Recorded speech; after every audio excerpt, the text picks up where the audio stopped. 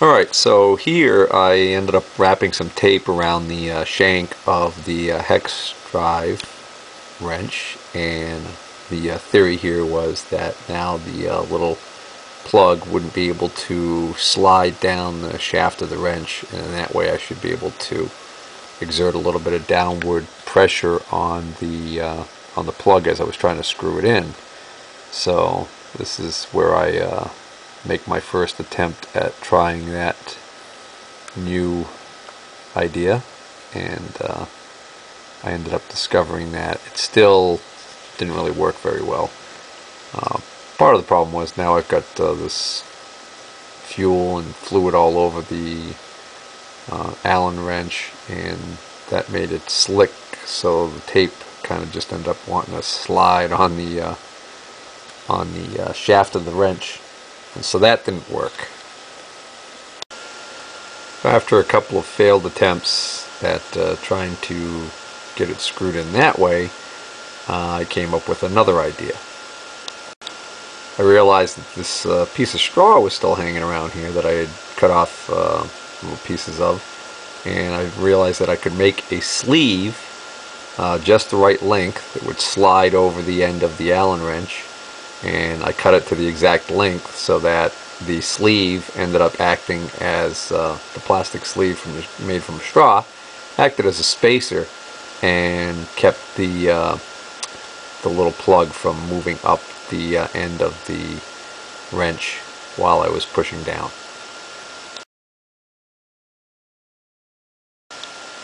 So here you can see I've installed the sleeve on after cutting it to the right length, and now when I put the little plug on, that works really well, and that keeps it from moving down the shaft, so that now I should be able to screw this in.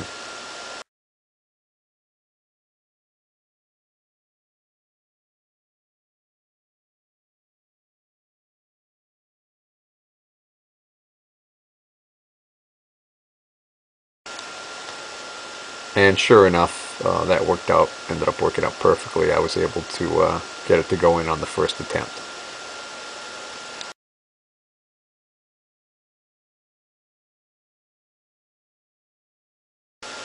Now I have to go find the torque spec so I know exactly how tight to make that little plug. So here I find in the paperwork where it references that the specifications that this does require a specific torque amount on that plug. And here on another page I find the list of torque specs that I couldn't find on the diagram of torque specs, which clearly shows the plug is 85 to 95 inch-pounds.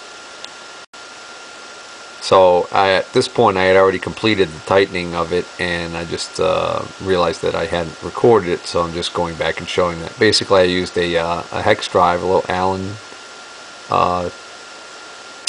little hex drive socket, and my smaller torque wrench, and then I used a open end wrench to hold the end of the rotor on the flats.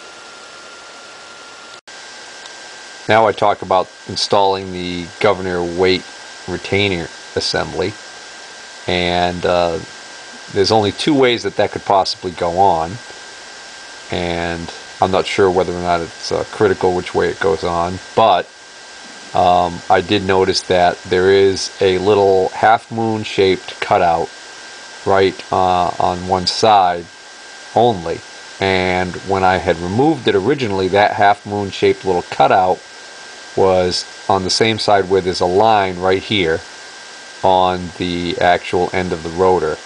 So I believe that's what indicates how this is supposed to go on, so that's the way I'm going to reinstall it. Now I talk about how it came with, there was a little retainer clip that held that on, a snap ring, but instead of using the original snap ring, I opted to buy a brand new snap ring because it was cheap, and whenever it's easy to get and time is not of the essence, it's always a good idea to not reuse old snap rings.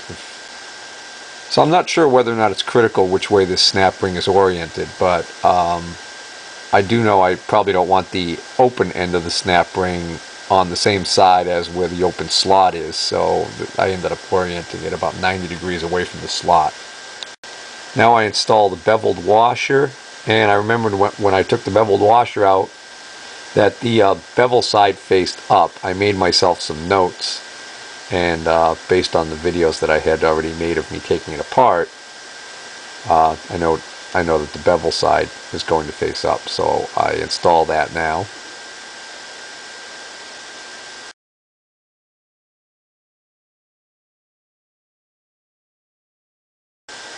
Then I realized that, well, I just put it in dry, so I decided to take it back out and give it a little bath in the fluid, and then reinstall it.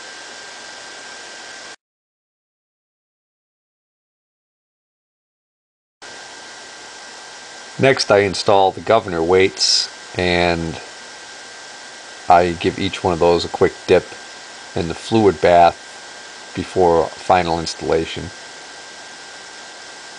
And then after that, I'm going to install that sleeve. But first, the weights go in.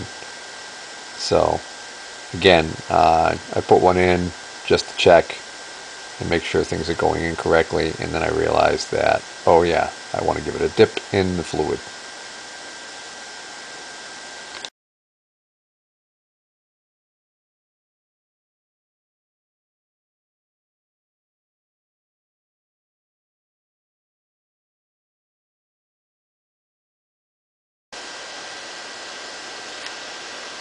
So after I install the last weight, the next thing that goes in is the sleeve. And I talk about the correct way that the sleeve goes in.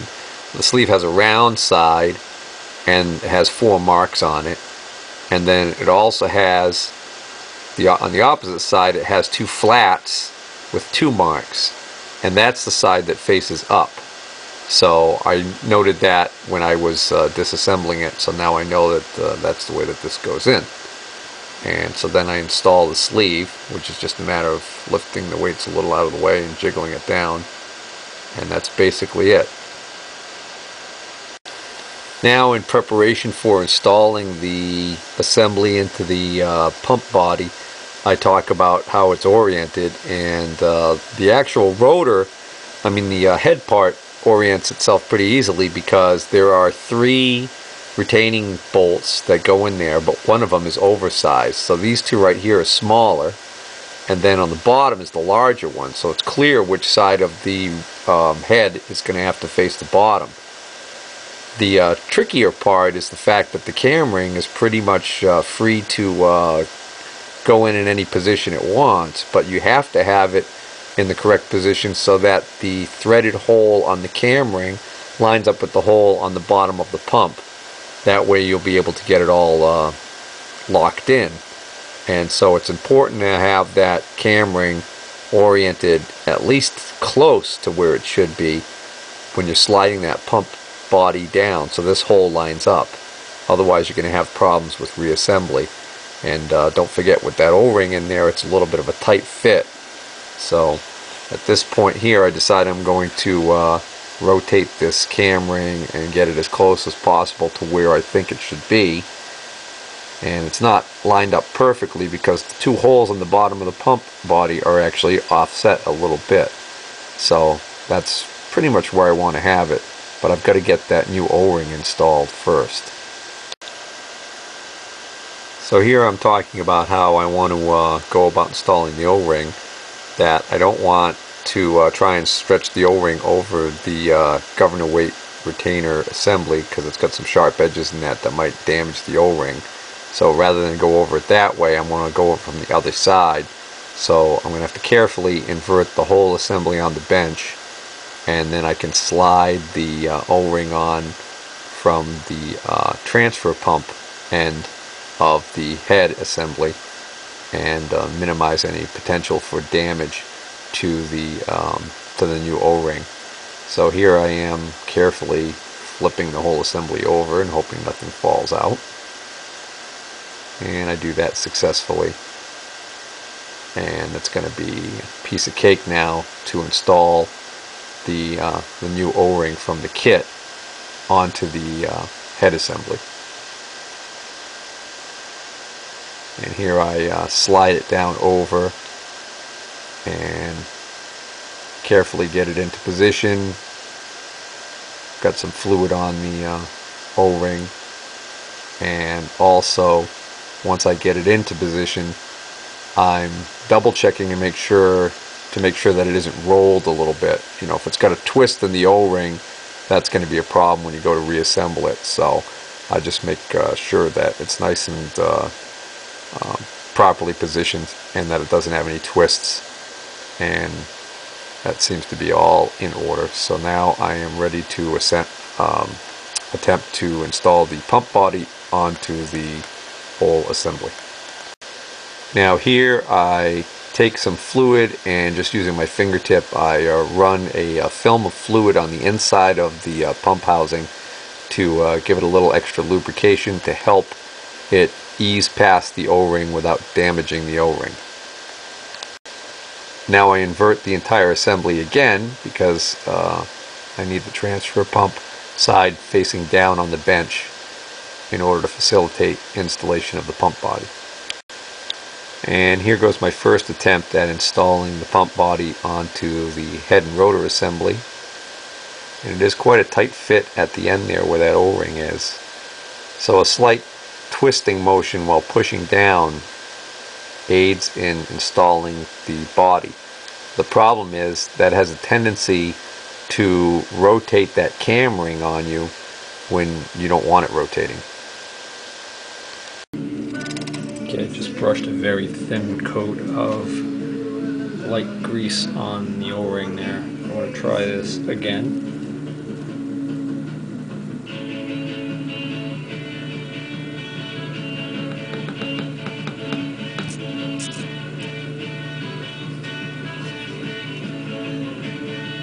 I think I got it.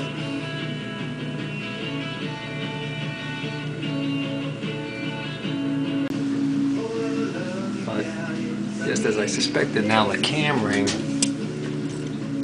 not lined up in that hole.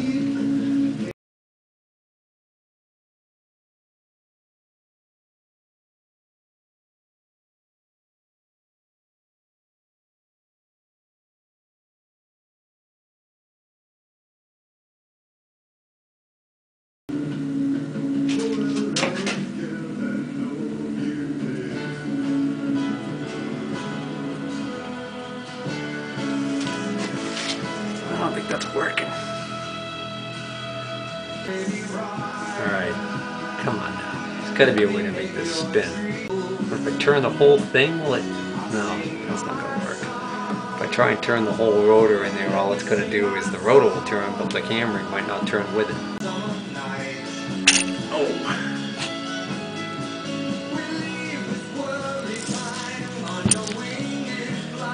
Alright, come on.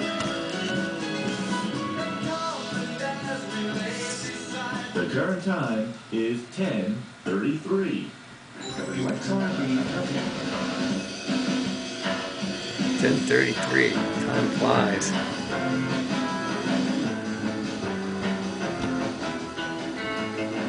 Alright, now I can... You can't see what I'm looking at, but I can actually see the holes are pretty lined up. So now I can use a slight twisting motion. I'm going to make sure that I don't lose sight of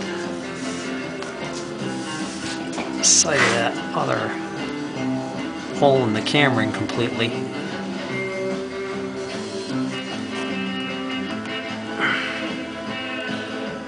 That's pretty good. I think I got it. Yeah, you betcha. Hey, that's good a place as any to quit.